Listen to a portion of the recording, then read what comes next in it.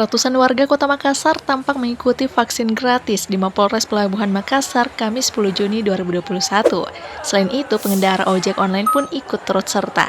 Kegiatan vaksin gratis ini digelar oleh Polres Pelabuhan Makassar bersama Bitdokes Polda Sulawesi Selatan. Para warga terlihat antusias mengikuti vaksin gratis ini, bahkan mereka rela antri hingga 1 jam. Kapolres Pelabuhan Makassar AKBP Muhammad Kadarislam mengatakan, kegiatan vaksin ini sebenarnya diutamakan bagi mereka yang lanjut usia. Namun yang datang justru dinominasi warga yang masih jauh dari usia 60 tahun. Bahkan sejumlah remaja tak ingin ketinggalan menjalani vaksinasi.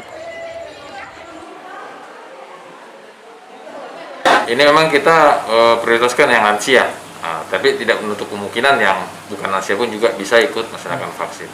Ini sampai berapa hari? Ini rencananya hari ini 1 hari, 1.000. Nanti kita lihat bagaimana perkembangannya, karena kita harus menghabiskan vaksin sampai sebelum tanggal 30 Juni. Memang ada target ya untuk vaksinnya? Ya, ada target. Ya, targetnya kalau penyampaian Bapak Presiden 1 hari 1 juta harus habis.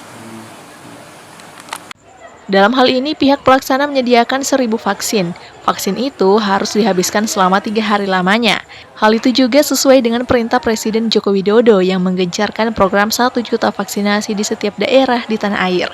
Khususnya di Polres Pelabuhan Makassar, vaksinasi harus dihabiskan sebelum 30 Juni 2021. Namun, jika masih dibutuhkan, vaksinasi di kantor polisi yang dekat dengan Anjungan Pantai Losari ini akan tetap dilakukan.